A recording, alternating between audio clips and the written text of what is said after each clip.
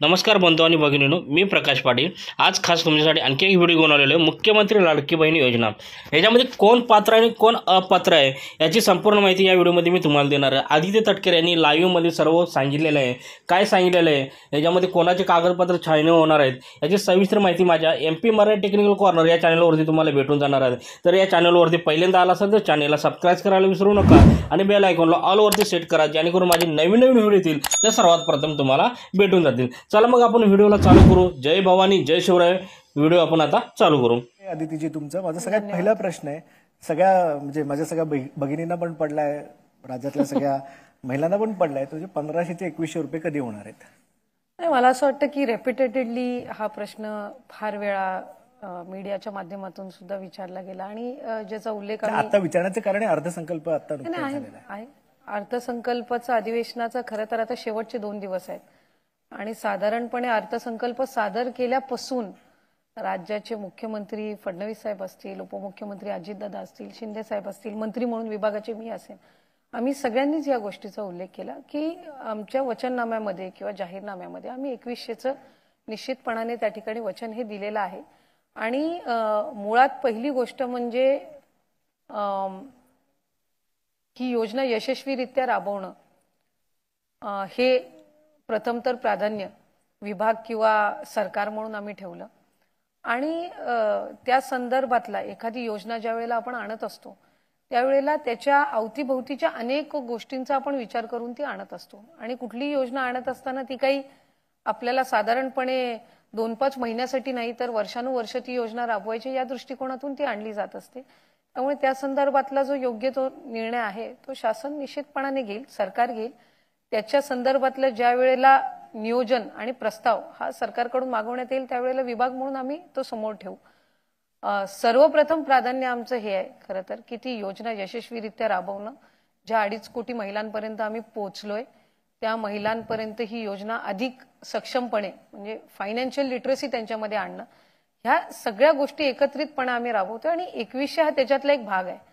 फक्त 1500 देऊन थांबायचं नाहीये का 2100 देऊन थांबायचं नाहीये, ते 2100चे त्यांना किंवा 1500चे 15,000 किंवा 21,000 किंवा 1.5 लाख किंवा 2 लाख कसे करता येतील यासाठीचा संबंध म्हणजे ह्या योजनेची आकारणी आहे। त्याच्यामुळे 1500-2100 शेवटी सरकारने ठरवलं तर कालांतराने ते होणारच आहे, त्याच्यामध्ये काही दुमत असण्याचं कारण नाही। पण एखादी स्कीम ज्या वेळेला आणतो ती स्कीम आपण फार दूरदृष्टीने आणलेली असते, त्याच्यामुळे त्याच्यामध्ये फक्त तो लाभ त्यांच्या महिना टू महिना त्यांच्या खात्यामध्ये जाणं या व्यतिरिक्त त्यांना आर्थिकरित्या त्यांना सक्षम करणं म्हणजे फायनान्शियल लिटरसी त्यांच्यामध्ये आणणं हा त्या योजनेचा एक मूळ गाभा सुद्धा। फायनान्शियल लिटरसी तुम्ही म्हणता हा मुद्दा फार महत्वाचा आहे, मी थोड्या वेळाने पुन्हा त्या मुद्द्यावरती येणार आहे। पण तुम्ही आता उत्तर देताना बोललात की पूर्ण तयारी करून अभ्यास करून मग योजना आणावी लागते। तुम्ही इलेक्शनच्या आधी ही योजना आणली, सरसकट महिलांना पैसे दिले आणि नंतर मग निवडणुका झाल्यानंतर तुम्ही पुन्हा सत्तेत आल्यानंतर तुम्ही निकष लावले आणि निकष लावल्यानंतर तुम्ही सांगितलं ज्या महिला आधी निकषात बसत नव्हत्या त्यांना आम्ही आता पैसे देणार नाही, तुम्ही त्यांना वगळून टाकलं, ठीक आहे।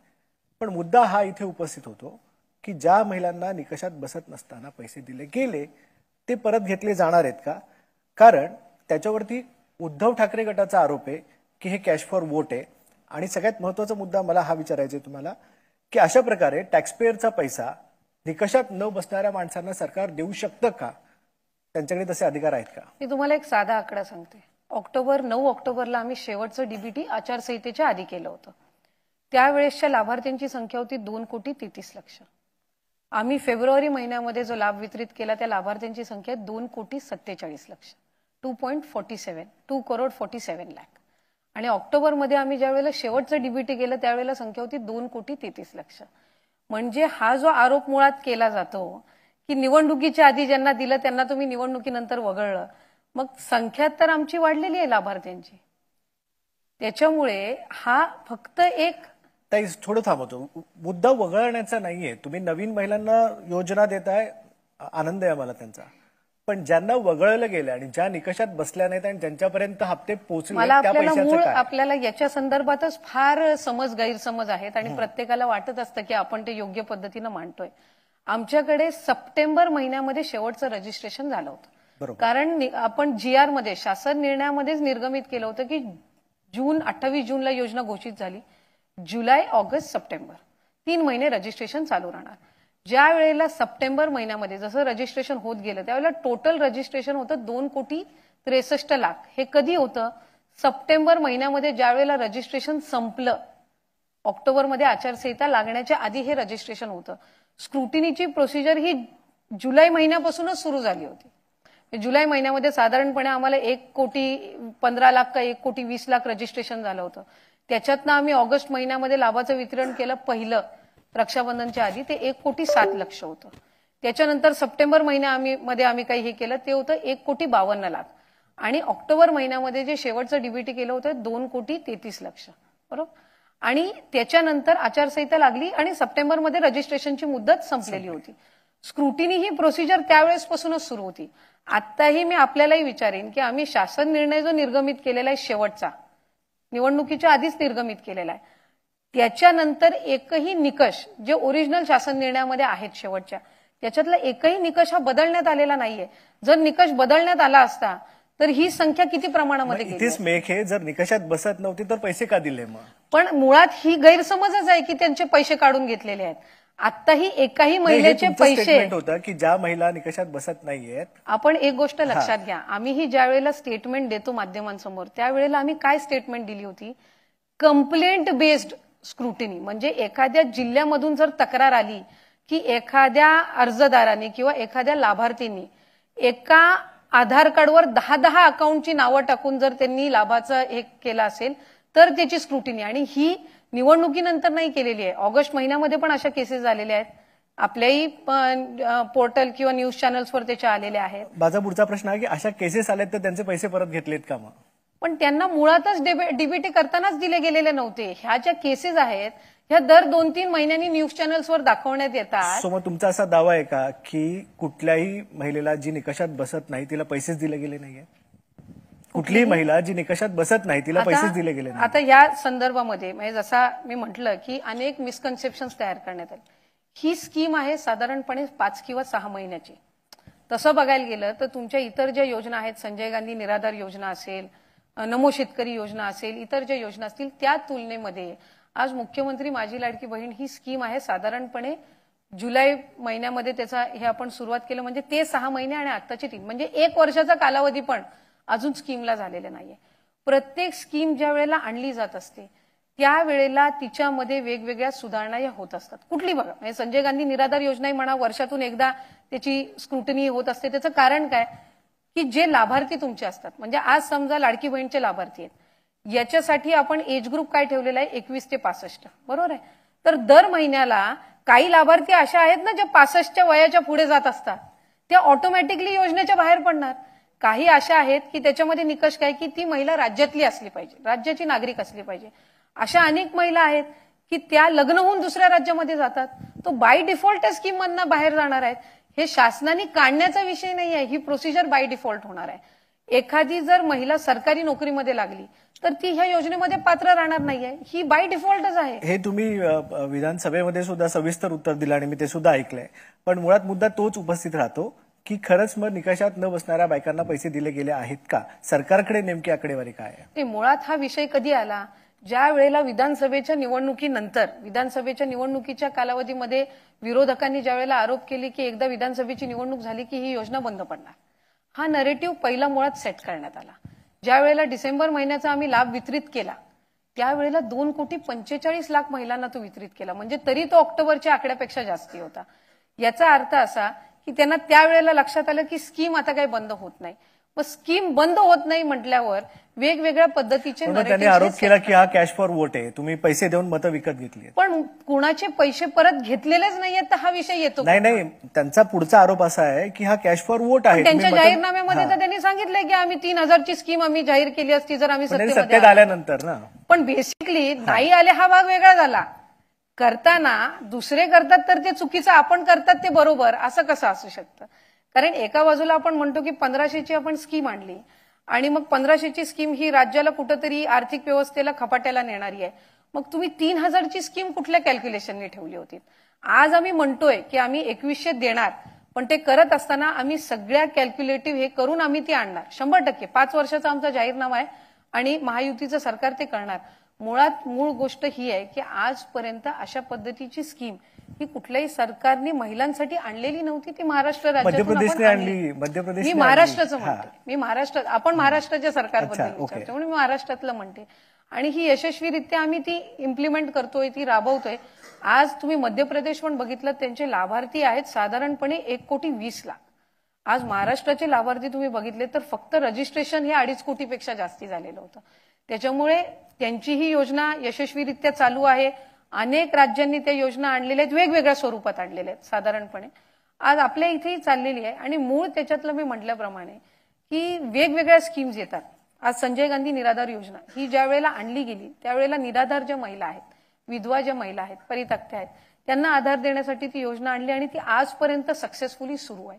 ही का सुरू आहे तर ती बनवत असताना या सगळ्या गोष्टींचा एखादी योजना ज्या वेळेला आपण आणत असतो त्यावेळेला वेगवेगळ्या स्तरावर त्याच्यामध्ये इम्प्रोव्हायझेशन हे होत असतं. तुम्ही संजय गांधी निराधार योजनेचा मुद्दा आता उपस्थित केला म्हणून थोडंसं पुढे येतो आणि सांगतो की एकल महिलांसाठी पण योजना आणल्यात. पण या महिलांचा असा दावा आहे की गेल्या 2-4 दिवसातलीच ही बातमी की 2-2 महिने झाले हप्ते थकलेले आहेत. शिवाय अंगणवाडी सेविका आहेत ज्या सुद्धा तुमच्याच अंतर्गत येतात, त्यांची सुद्धा मागणी आहे की आम्हाला भत्ते मिळावेत, आम्हाला पेन्शन मिळावी. एकीकडे तुम्ही महिलांना 1,500 रुपये देत आहेत, पण ह्यांचं सुद्धा योगदान तितकंच महत्वाचं आहे समाजामध्ये. 2 गोष्टी आहेत त्याच्यामध्ये. एक तर अंगणवाडी सेविका आणि मदतनीस यांच्या मानधनामध्ये 5,000ची वाढ आणि अंगणवाडी मदतनीसांच्या मानधनामध्ये 3,000ची वाढ ही महायुतीच्या सरकारच्या कालावधीमध्येच आम्ही केली. ती इम्प्लिमेंटेशन सुद्धा त्याचं डिसेंबर महिन्यापासून सुरू झालं. लाडकी बहीण योजनेचे फॉर्म भरत असताना आपण त्याच्यामध्ये निकष शासन निर्णयामध्ये लिहिलेलं होतं की जी अंगणवाडी सेविका पात्र महिलांचे फॉर्म म्हणजे जे फॉर्म्स पात्र होतील त्यांना प्रत्येक फॉर्मच्या मागे 50 रुपीज इन्सेंटिव्ह दिला जाईल. आज साधारणपणे 33 कोटीचा जो निधी आहे हा त्यांच्या थेट त्या जिल्ह्यांच्या खात्यामध्ये जमा होऊन अंगणवाडी सेविकांच्या खात्यामध्ये जमा झालेला आहे. सो इन्सेंटिव्ह आहेत. ज्या योजना महिला बालविकासकडून सुरू नाहीयेत त्या संदर्भामध्ये मला बोलण्याचा तसा नैतिक अधिकार नाहीये. मी आपल्याला उदाहरणं नक्की देऊ शकते, पण त्याचे करंट स्टेटस काय आहे हे सांगण्याचा नैतिक अधिकार हे त्या म्हणजे माझा नाहीये, ते मंत्री त्याच्या संदर्भामध्ये सांगू शकतात.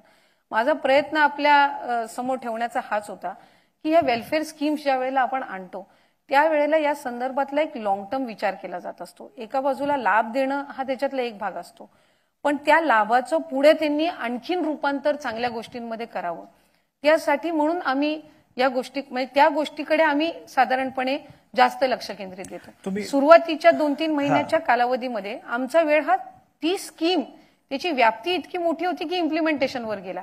पण आत्ताच्या पुढच्या 2-5 वर्षाच्या कालावधीमध्ये त्या स्कीमचं त्यांच्या फायनान्शियल स्टेबिलिटीमध्ये कसं रूपांतर होईल ह्या गोष्टीकडे आम्ही कॉन्सन्ट्रेट करत आहोत. सो म्हणजे तुम्ही लॉंग टर्मचा मुद्दा मांडताय म्हणून मला हा प्रश्न विचारायचा की तुम्ही जी योजना आणली, तुम्ही म्हणताय की तुम्ही त्यांना लॉंग टर्ममध्ये फायनान्शियली स्टेबल करण्याकडे तुम्ही लक्ष केंद्रित करणार आहात. पण ह्या आत्ताच्या घडीला तुम्ही हे मान्य करता की तुम्ही 1,500 रुपये महिलांना देताय, सरकारला महिलांसाठी पुरेसे रोजगार निर्मिती करण्यामध्ये यश नाही आलेलं आतापर्यंत आणि म्हणून 1,500 रुपये द्यायची वेळ आलेली आहे कारण त्यांच्या हातात पैसा नाहीये. एक तुम्ही गोष्ट समजून घेतली पाहिजे की ज्या वेळेला आपण रोजगाराचं म्हणतो त्यावेळेला तो वेगवेगळ्या स्तरावर असतो. आता मी उदाहरण तुम्हाला माझ्याच विभागाचं देते, अंगणवाडी सेविकेचं. ज्या वेळेला अंगणवाडी सेविका म्हणजे एकात्मिक बाल विकास हे सुरू झालं 74 मध्ये, त्यावेळेला त्याच्यामध्ये विधवांना प्राधान्य दिलं जायचं. त्यावेळेला शिक्षण हे 5वी किंवा 7वी असलं तरी चालून जायचं. आज ज्या वेळेला आम्ही अंगणवाडी सेविका घेतो त्यावेळेला ती आम्हाला जे ऍप्लिकेशन्स येतात हे फक्त ग्रॅज्युएट नाही, पोस्ट ग्रॅज्युएट सुद्धा त्या गावातल्या असतात, काही 12वी झालेल्या सुद्धा असतात. सो रोजगार साधारणपणे आपण जे म्हणतोय ते 2.5 कोटी महिलांचं, ही म्हणजे लाडकी बहीणच्या याच्याने म्हणते, 2.5 कोटी महिला आणि रोजगार ह्या 2 म्हणजे प्रत्येकाच्या एज्युकेशनल क्वालिफिकेशन, त्यांचे प्रत्येकाचे बॅकग्राऊंड, त्यांची प्रत्येकाची तिथली परिस्थिती ह्या सगळ्या गोष्टींवर अवलंबून असतं. वेलफेअर स्कीम आणि एम्प्लॉयमेंट ह्या 2 तशा पाहायला गेलं तर एक स्वतंत्र घटक आहे. पण तरी सुद्धा जर आज आपण बघितलं तर बचत गटांची जी चळवळ आहे याच्यातून ग्रामीण भागातल्या महिला ज्या एकत्रितपणाने आल्यात या साधारणपणे हे या 5-10 वर्षामध्ये आपल्याला पाहायला मिळालं. आधी बचत गट हे सगळं कन्सेप्ट होतं.